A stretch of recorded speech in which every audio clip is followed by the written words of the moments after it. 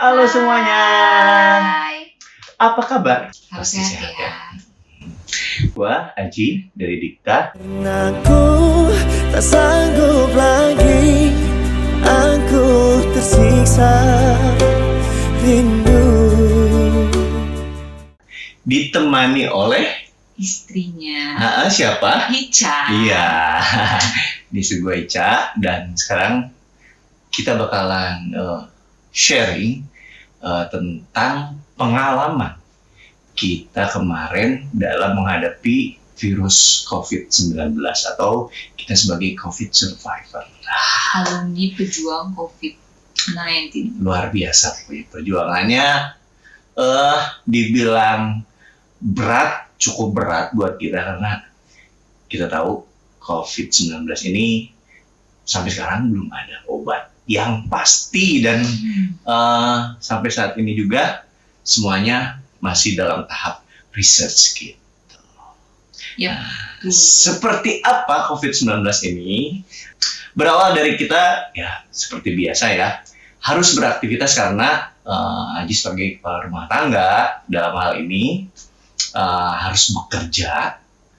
Dan pekerjaan, kalau misalnya bayangkan dalam setahun ini semenjak ada COVID, job of air nyanyi itu cancel guys. Mungkin ku tak sendiri.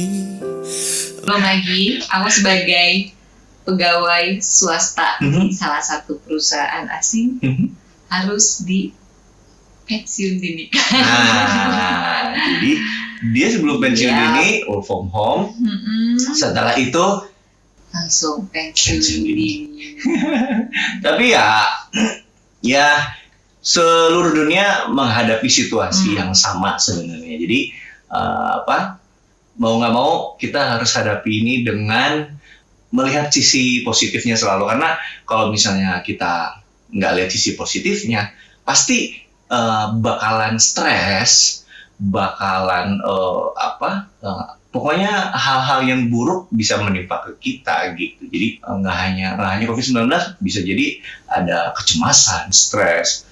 Udah gitu kalau misalnya psikisnya udah seperti itu kan pasti berpengaruh terhadap fisik gitu.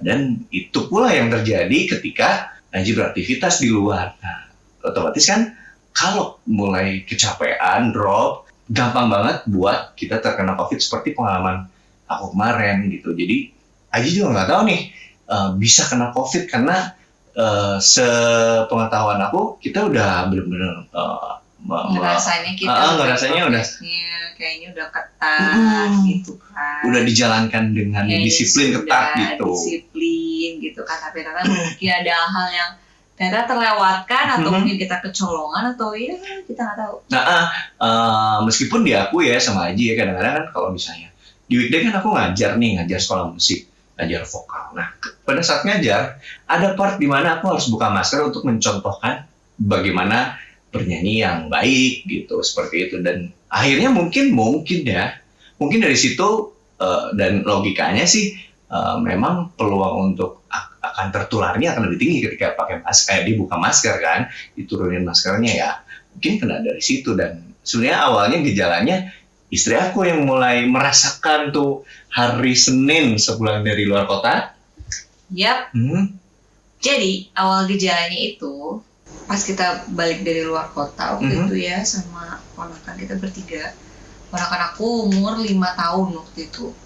Jadi ceritanya kita keluar kota, pulang dari luar kota tuh besoknya banget tuh aku tuh langsung ngerasain mual dan muntah. Itu tuh barengan sama ponakan aku juga yang kena mual muntah itu. Tapi ponakan aku tuh justru malah lebih kerasanya kayak ada demam gitu loh. Nah, aku kena mual muntah di Senin Selasa itu. Nah, Rabunya itu justru dia yang gejalanya mulai keluar. Iya, hari Rabu mulai tuh aku mulai ngerasain gejala. Mulai dari badan agak meriang, lalu udah mulai linu-linu persendian, terus udah mulai ada batuk-batuk sedikit gitu. Jadi kayak kena flu batuk gitulah gitu. Nah, kurang lebih seperti itu. Nah, karena pada saat itu sakit kepalanya bertambah, tadinya mau melanjutkan aktivitas untuk mengajar, akhirnya aku memutuskan untuk pulang karena udah gak kuat banget gitu ya, sakit kepala gitu kayak mau pecah. Nah dari situ kalau nggak salah kita langsung konsultasi dokter online atau besoknya ya? Enggak, kita tuh konsultasi online tuh besok Oh, besoknya. hari Kamis. Jadi Pulang nanti istirahat ya? Pulang Rabu. istirahat, terus udah gitu makin malam tuh panas, makin jadi Tambah demam ya? tambah demam, terus udah gitu batuk-batuknya nambah kan, sampai kayak aku pun ikutan nggak bisa tidur gitu loh. Terus udah gitu akhirnya Kamis subuh kita pisah kamar, jadi karena dia batuk-batuknya keterusan, terus panasnya juga makin panas, kita akhirnya memutuskan untuk pindah kamar dulu. Oke lah, kita pindah kamar dulu Karena takut menularkan sama ibu hamil. Aku betul pada saat itu lagi hamil di umur 6 bulan. Jadi akhirnya pisah kamar karena kan takutnya flu juga kan nularin kan gitu. Nah pada saat pisah kamar tuh keadaan panas dia tuh naik turun, tapi paling parah itu tuh di hari Kamis tuh dia sampai 39 derajat. Itu udah shock lah ya gitu, maksudnya panasnya panas banget kayak bisa goreng telur lah di sini di Jeddah.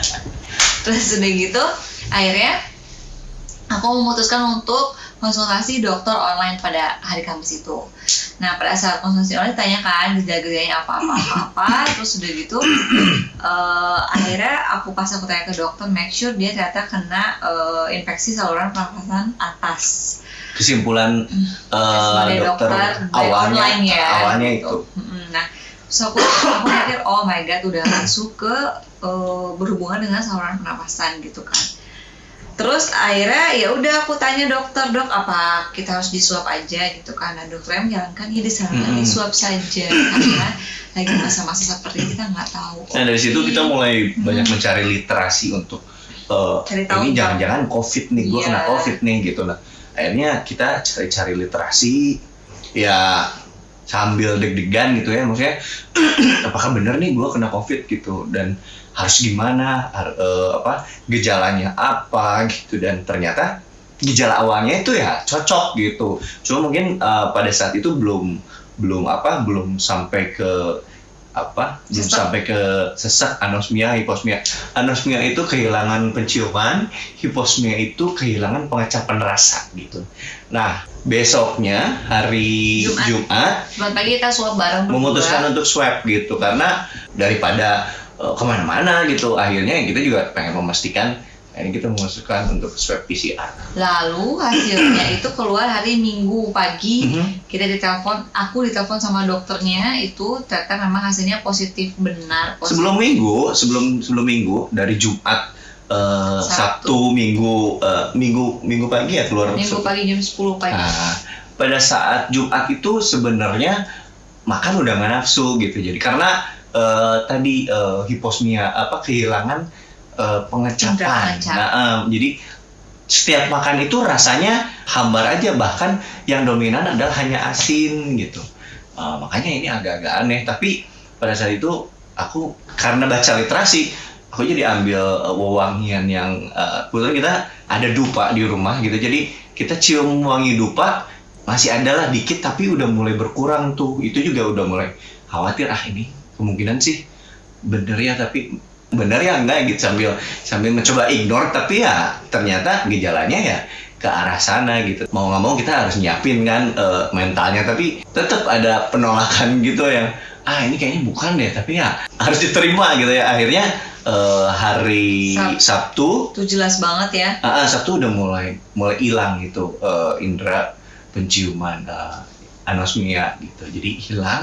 Indera pengecapan pun lama-lama tambah hilang gitu, tambah hambar, dan malah yang dominan hanya asin doang. Dan itu malah rasa seperti itu tuh sampai ke pada saat aku masuk ke ruang isolasi lantai 8, nanti kita cerita lanjutannya ya.